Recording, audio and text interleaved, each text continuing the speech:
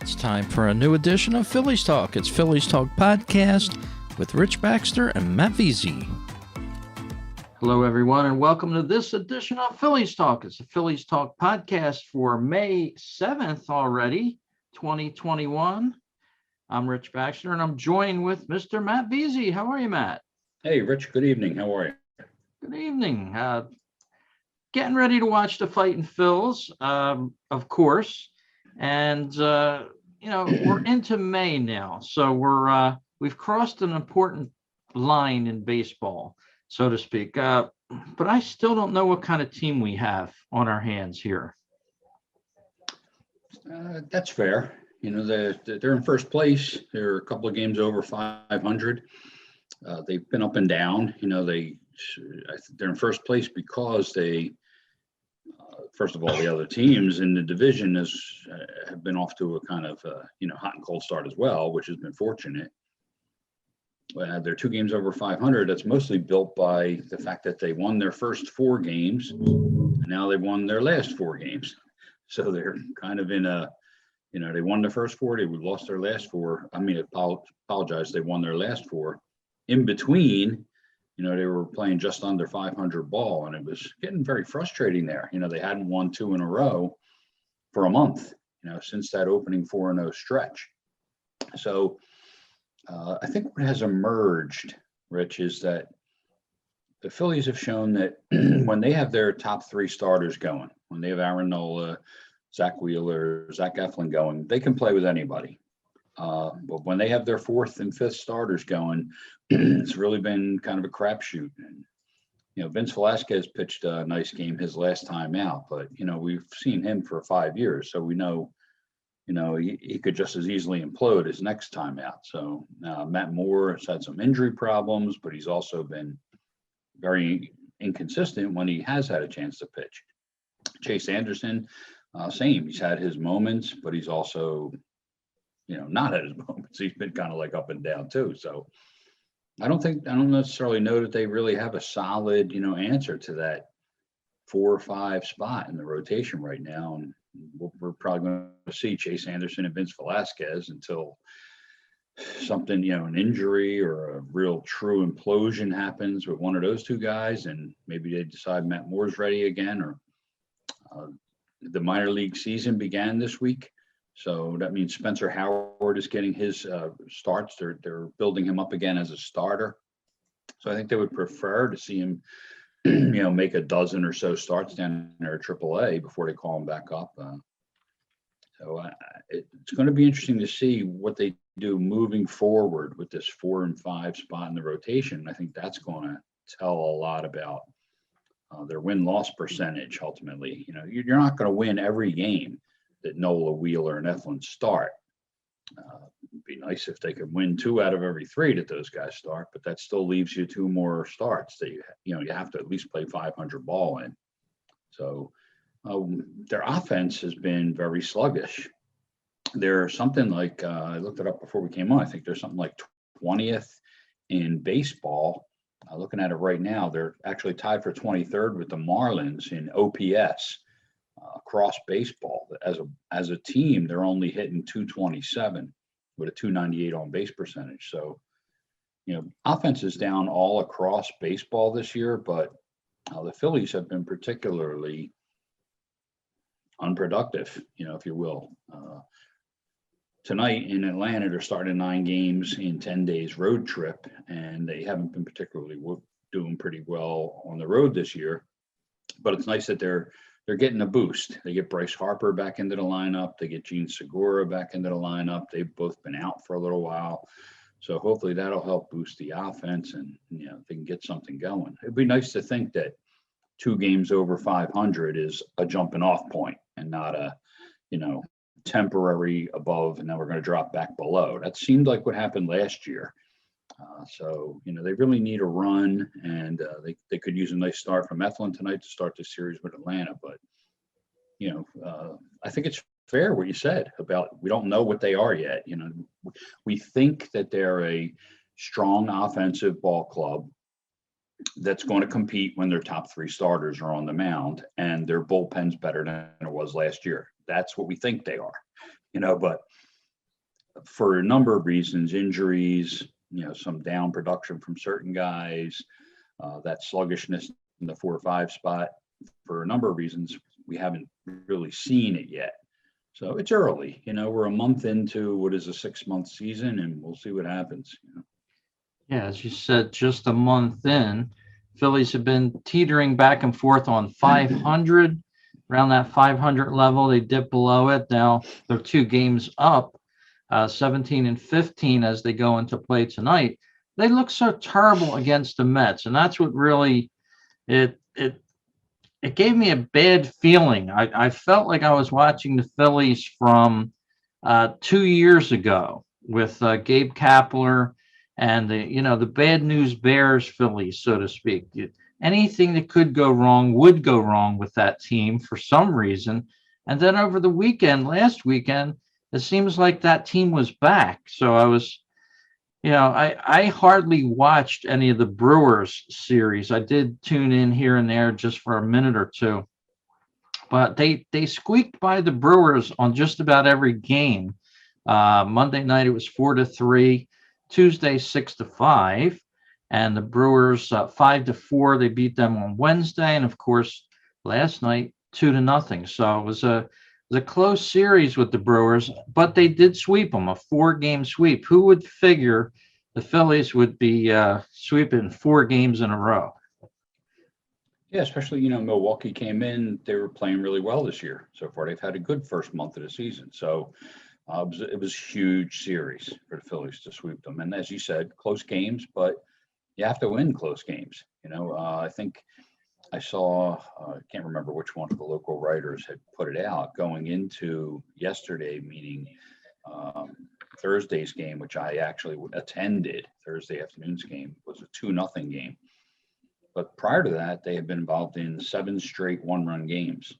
And the Phillies franchise over 130 some years had never been involved in 8 straight 1-run. And they only avoided it yesterday when we were there. It was a 1-0 game, going into, I think it was the bottom of the 8th, and they scratched out another run. So it's been tight, but for the most part, the bullpens held their own. The offense has come through when they had to. It's been a little nail biting at times, but just win, baby. Al Davis said it best, just win, baby. And so far, for at least the last 4 days, they won. So I'll take, they've got 17 wins. I'll take 80 more 1-run wins. It might not be good for my heart, but yeah. I'll take them. So. Yeah, it's amazing. So out at the ballpark, you had, this wasn't your first trip to the ballpark this year, I don't think, but what kind of things did you notice at the ballpark that, maybe pre-COVID would have never taken place? Or can you comment much on, how properly the Phillies are handling that situation, and just your general overall thoughts about it? From the legality, if you will, the restrictions that have been put out there by Pennsylvania and by Philadelphia, the Phillies are doing a fantastic job, I think, of handling, everybody masked up, the ushers around the ballpark and usherettes, the game day staff, they're being as cordial as they can with trying to remind folks to, keep your mask on. And but the concessions are open. All the employees are masked up. Everybody seems to be handling everything pretty well. That right now we're still at 11,000 is the cap for fans. Seating is socially distanced in pods that you have to purchase before the game. So if you go online, and you want to purchase tickets to a Phillies game, you're going to be purchasing them in a pod, like a 2-person pod or a 4-person pod, that type of thing. So, there's plenty of, if you will, social distancing as far as the seating area goes. Everybody seems to, we've been a year involved in this now, Rich, so everybody seems pretty cooperative. You might get a jerk here and there who's uncooperative, but, I'm getting to the point where, I mean, I'm vaccinated up. I'm a month past my second shot, so I'm kind of feeling Supermanish, if you will, about this whole thing. Right. I'm shaking hands again, and hugging people, and which is great. It feels great to do. But and you're seeing, more and more around the country, different states. Everybody's handling things a little differently, but everybody's opening up. Some more slowly than others. But I think as we get into the summer, you're going to see the same thing down at Citizens Bank Park. If a fan went to the ball game today and he hasn't been there in a couple of years, they haven't gotten there yet this year, I would say just be ready. Everything's automated now. The ticketing, there's no more tickets. Everything's ticketing is on your phone. So it's all virtual. The same thing with parking. It's all virtual. There's no cash transactions. All the kiosks and all of the merchandise stands and the concessions are all handled in the same way by credit cards or by app. So the only place I would say that there's and I'm the last one to complain because I'm not worried about it, but the men's rooms, especially after the game, it's just the way it is. You're going to get 11,000 people leaving a 2-0 game like we did yesterday, where everybody's staying, right to the end because it's a good game. It's the middle of the day. Nobody's in a rush to leave. And the bathrooms were crushed, after the game. So right. There's really not a lot that they could do there. If you would have tried to keep people out, and out of the bathroom and socially distance and all, you would have had a riot. So, but otherwise, for the most part, the Phillies did a great job, I think.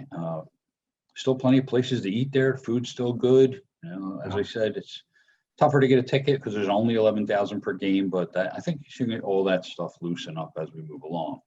The fanatic is not moving around the ballpark, like interacting down in the seating areas and all that.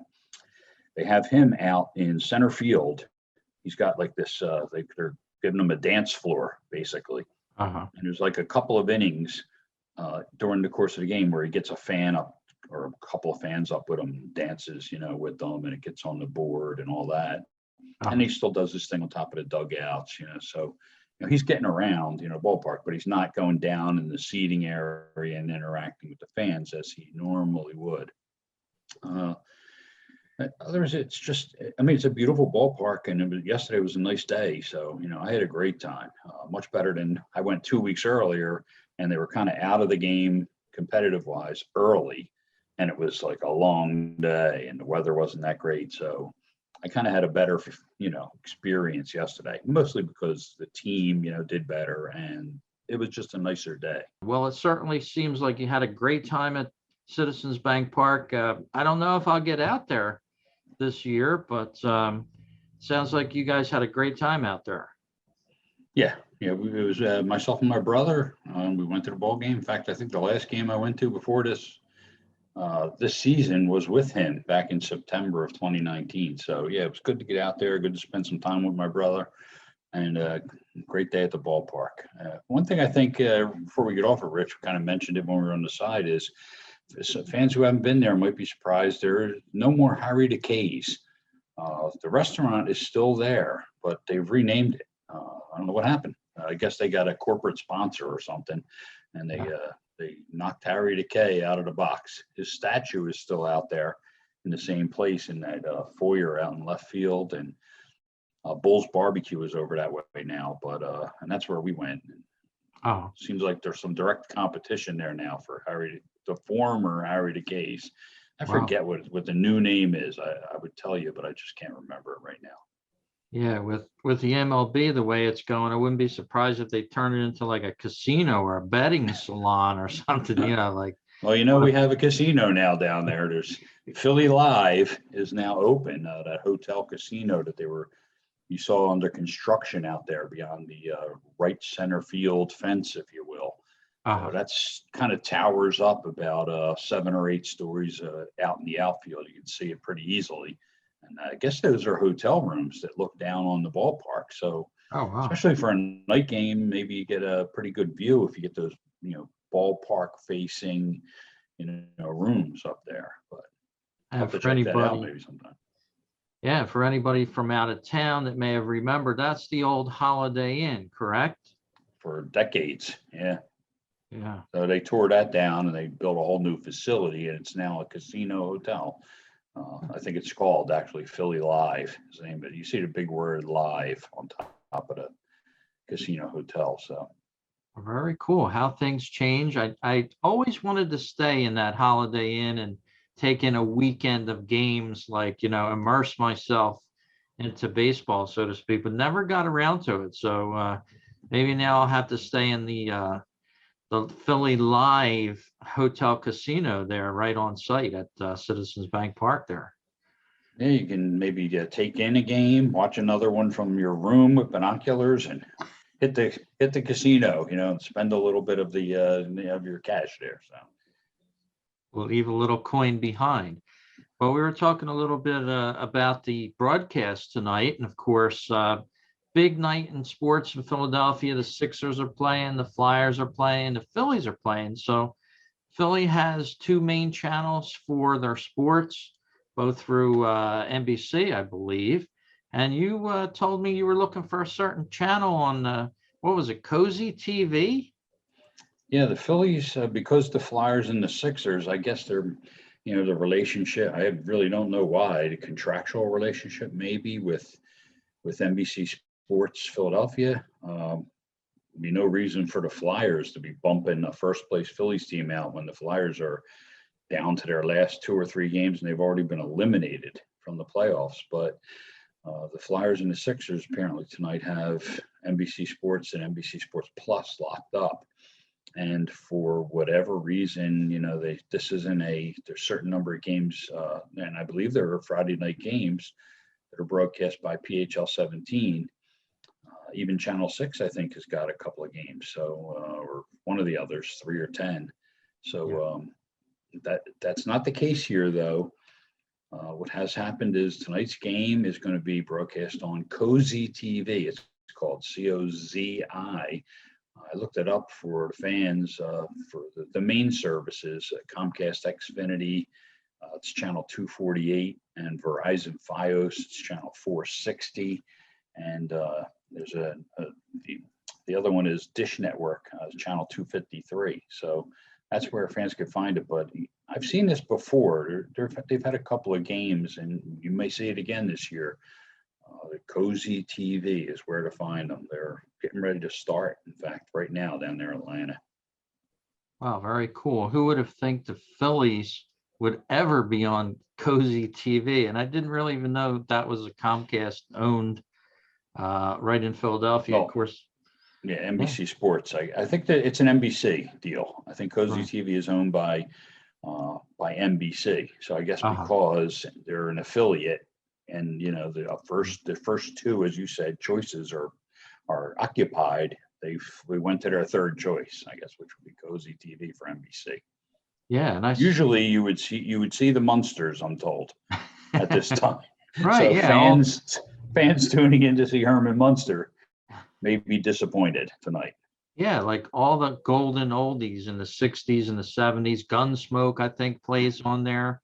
Well, the lead into the Phillies game was Little House on the Prairie tonight. So I know I turned it on to get my reminder on my cable, and it's like Little House was on. So very cool. So they're playing along with it.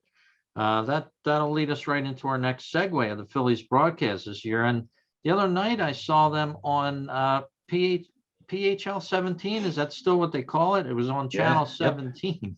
Yeah, they do that. They get the broadcast once in a while too. I think when the contract came out, when each year when the schedule is announced broadcasting, they whack up the games where, of course, NBC and NBC Sports Plus and all they get the vast majority of the games. Yeah. But those local networks also get a little taste, and also you'll see them on a handful of games on ESPN or MLB Network. So.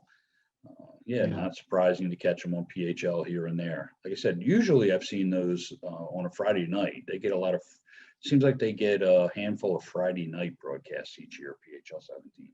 Yeah, that goes back way back. Remember Andy Musser and people like that. And course, Harry. I was watching a game. I guess I got nostalgic this afternoon.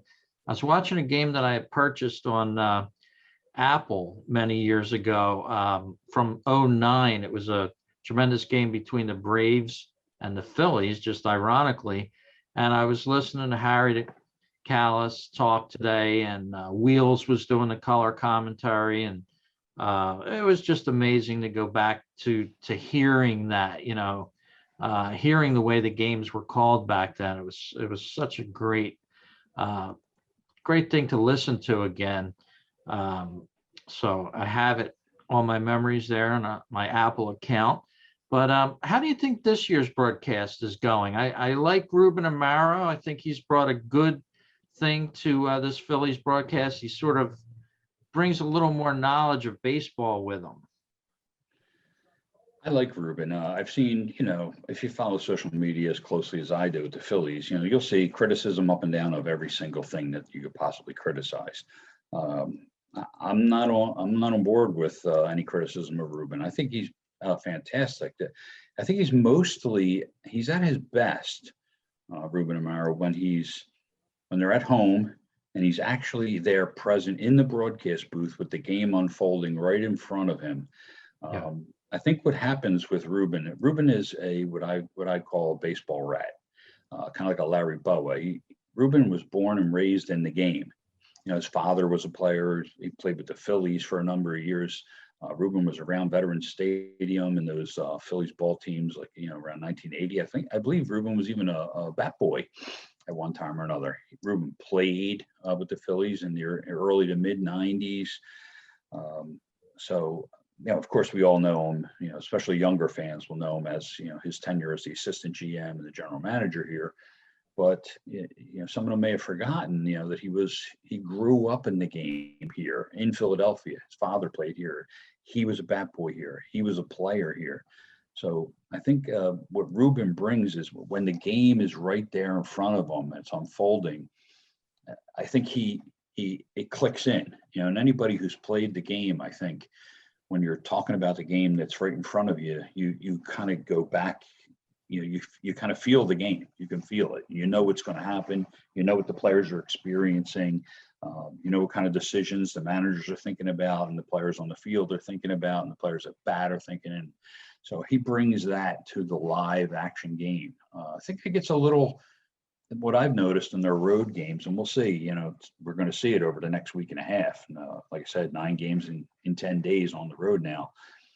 But especially like him and Tom, they do a good job broadcasting, but they're not broadcasting from the ballpark. The road broadcasters are not traveling with the teams due to COVID restrictions. Hopefully we'll get back to where they are, maybe by next season or the end of this year or something. But they're broadcasting right now from a pretty nice setup. Tom McCarthy showed it the last time they were on the road, I believe, but he showed the setup, and it's a pretty nice setup. But they're in a studio basically down there at Citizens Bank Park, and they have the angle, they have the view that we see on television, but they also have a number of other, like 4 or 5 other angles that we're not getting at home. That are provided by both MLB and by the home, the home broadcasters. So they, based off of that, they do a good job calling the game, but I think they're not there. You know what I mean? So they're reacting to something they're watching on television. Kind of like you and I would be in our living room, and it's not the same feel as being at a ballpark and reacting. So. I don't know if everybody has, but I seem to have noticed that Ruben seems better at home than he is on the road. So I'm kind of stuck on Ruben there, but you were asking about the overall broadcast, but Right. That's my take on Ruben. Tommy McCarthy, I think it's a whole hell of a lot of undue criticism. I think he's a fantastic announcer. He's, nobody's going to ever be Harry, Callis, or nobody's going to have that camaraderie that Callis and Ashburn had, built up over decades, but Tommy does a nice job broadcasting the games. Ben Davis, I'm hot and cold on. Ben played the game, so sometimes he gives, in my opinion, sometimes he makes some great observations. Other times, I don't, I don't always go for the kibitzing, when they're kibitzing, when they're talking about food or talking about something else besides the game action. Right. And Sometimes I think they do that too much. that's Like sort of Harry and Whitey dropped in the occasional celebrates pizza thing, but it right. was like occasional. Yeah. Otherwise, when Richie Ashburn was talking and it wasn't about the ball game, he was usually talking about baseball, about his experiences in the game, stories about old time players, situations he found himself in. You'll hear that occasionally from Davis, but not as much as, I think there's a little bit too much outside of extra baseball, if you will, kibitzing when it's Davis and McCarthy. Kruk, I love Kruk. He's a little understated sometimes, but I just think I like his flavor. I enjoy his flavor when he's broadcasting.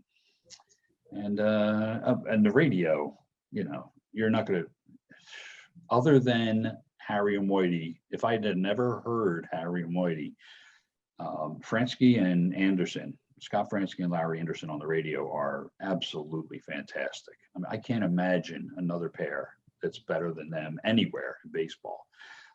They're a joy to listen to when those two are together, and they did it for a few years together. Now LA's, he's kind of like ratcheted down, his appearances over the last couple of years, and then we're getting Kevin Franzen. I think Kevin Franzen's okay, but he just doesn't have the natural. There was just something that clicked, between Fransky and LA, Right. And I think they were fantastic. I mean, we were very lucky here to have Harry and Whitey as long as we did, and then to get, Fransky in LA for a number of years after that. We were very fortunate again.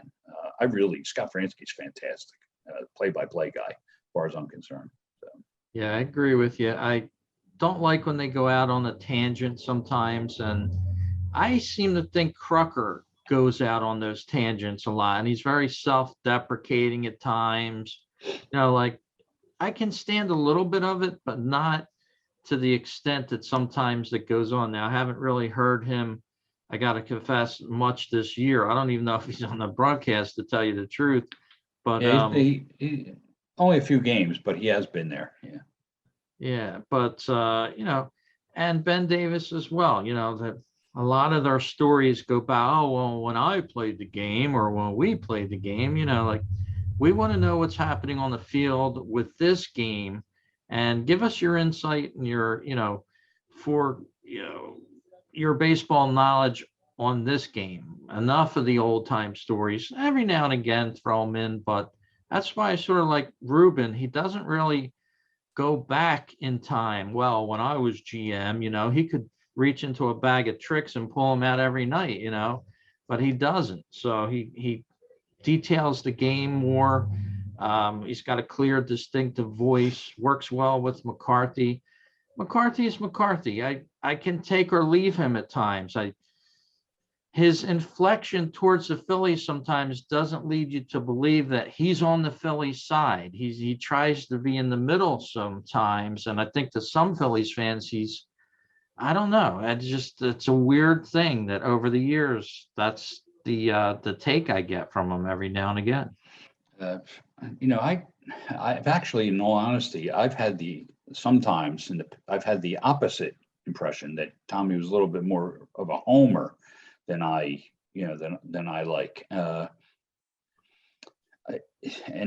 may just pick that up wrong. I'm willing to think that, it's just a way that I'm seeing it wrong. But I've thought that less and less over the years. I thought that in the beginning. If what you are feeling is correct, that most fans are feeling that Tommy maybe is a little too down the middle, it may be because of if you think about what he does. Tom is an announcer, and he announces everything. He does football, he does basketball. Wouldn't be surprised if I found out he did soccer or something, some Olympic sport, but we do know he does football and he does basketball. And I've heard him do football and basketball games, and he's fantastic. I mean, I think he's better at football and basketball games. He's really, really super basketball announcer. So it may just be that he maybe he carries that into the Phillies games, and that he's so used to broadcasting these national kind of level football and basketball games where he is down the middle. He doesn't have a rooting interest, that when he gets into the Phillies games, maybe it's a little bit harder than somebody who their only broadcasting gig is for that home team. You know what I mean? Right. So, it may just be that he is kind of more of a national style broadcaster than a homer kind of style broadcaster. So I can understand why people might pick it up that way. And like I said, I've seemed to notice him becoming more down the middle than I thought he was at first. So, but I like Tommy McCarthy, so I can't, I'm not going to badmouth him. I don't have any problem with, listening to him on the television games. And you can't, at least I haven't figured out, syncing up the radio broadcasts and all of Fransky LA and all to my TV and playing those games. If I could, I'd probably listen to the radio broadcast, but that's only because me personally, I just love that Tom Fransky's play-by-play calls. And if LA's with them, I love the Fransky LA banner and their style and their chemistry. So I would prefer to listen to that, but I can't seem to figure out syncing that up. If somebody has an easy way and they're listening to this broadcast, please, write in, get me on social media, let me know how to sync in my radio broadcast with my TV broadcast. Yeah, send that email in to, you can send it to me and I'll get it over to Matt. Tag me on social media, whatever. Yeah. Slide into my DMs. Yeah, or send it to me at rich@fightingphillies.com. That's where you'll find the blog, fightingphillies.com. And anchor.fm/Phillies is the home for Phillies Talk Podcast. There you can become a sponsor of the show. Now, if we can get a lot of sponsors of this show, I'd like to purchase a subscription to this Zoom service that I'm recording the video on for this show. We haven't done too much video with Phillies Talk, but it's primarily been an audio podcast for, God, I want to say 15 years now. This is, I believe, the 15th year I've been doing this, believe it or not. But for this year, we're doing some Zooms, and we'd like to do them direct. We'd like to go to the Facebook site, but that requires a subscription to Zoom. So I'm reaching out to our fans of the podcast here. Anchor.fm/Phillies. You can hit the sponsor list on there. It costs $150 a year to do the Zoom and broadcast it to social media. So if we could get that, we'll be right to you on social media direct. You can type in questions to us, stuff like that. We'll be more interactive with you. And as Matt said, the Phillies taking on the Braves tonight in Atlanta. They're back on the road. 3 games with Atlanta. Goes right through the real Mother's Day. I know the Phillies had their HERS Mother's Day celebration last Sunday at Citizens Bank Park. They go to Washington on Tuesday, the 11th through the 13th for 3 games. And then they go down to Florida to play the Blue Jays. It would have been in Toronto, but of course, Canada is still closed, I guess, with the pandemic. So they wrap up this nice little road trip here till they come back home on the 18th of May.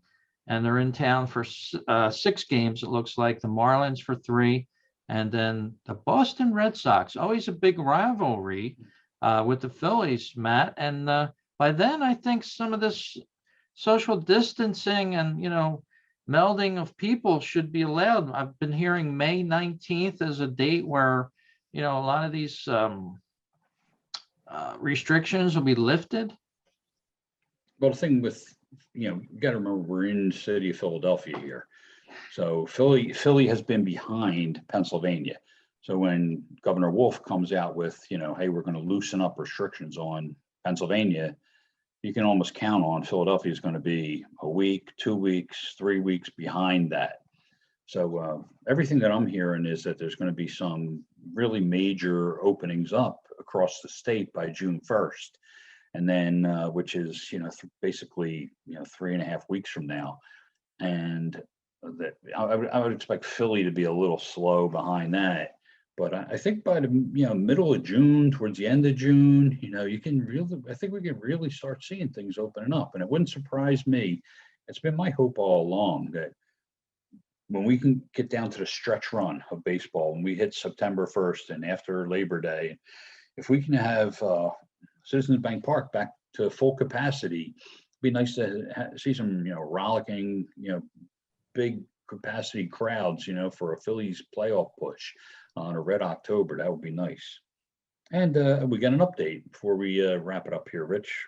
Alec Boehm singles home Reese Hoskins, and the Phillies take a 1-0 lead, and they have the bases loaded with 2 outs in the top of the first. So we've got a little positive news there, at least to start here on the road trip. Yeah, kicking off the road trip with a nice 4-game win streak with against Milwaukee. Why don't you let the listeners and watchers of our podcast here at Phillies Talk Podcast know where to find you on the internet, Matt? Best place to find me, Rich, is if you're on Twitter, it's Phillies Bell.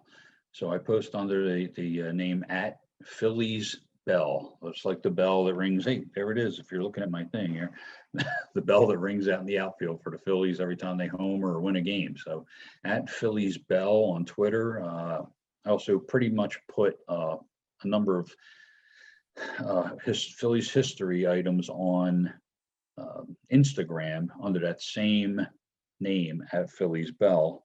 And here we go. Gene Segura singles. I'm giving you updates, Rich, as they come across my phone. 2 runs home, Phillies lead 3-0. Very great. Top of the first. So and that's Gene Segura coming back off the DL. So nice to have him back. So at Phillies Bell, especially on Twitter, somewhat on Instagram, and those are always the best places to get me. Very cool. So check it out. Matthew Veasey there on the different social media sites and his own website as well. Find me over at fightingphillies.com, the blog. I'm on Twitter occasionally. I'm just dipping my toe back into the water of Twitter a little bit here and there. Got away from it. Didn't really miss it. But it's a good source of information. You get a lot of news very fast. But you can check me out there. And of course, this podcast on YouTube, I'd like you to subscribe. We need a lot of subscribers. Our Facebook page, we got a ton of subscribers. So I want to direct stream this show to that site. So get on to that anchor.fm/Phillies site. Make a little donation, $5 a month. If I can get some listeners to do that, I can get the Zoom going and we'll be talking to you live. So thanks everyone for listening to this edition of Phillies Talk. Who knows where we'll be the next show, Matt? Maybe we'll be 6 games up on 500. Rich, you ain't gonna believe what just happened. I'll give you one final update. 3-run homer. Odubel Herrera of all people. 3-run homer. Oh my goodness. The Phillies goodness. are up 6-0 in the top of the first against the Braves. Oh my goodness. Odubel Herrera. So all the bad mouthing of him, which has been warranted, but he has come through with his first big hit for the Phillies this year. So good way to start the road trip, Rich. A blast from the past, no doubt. Well, thanks for tuning into this edition, everyone. We'll talk to you soon on the Phillies Talk Podcast. Go Phils.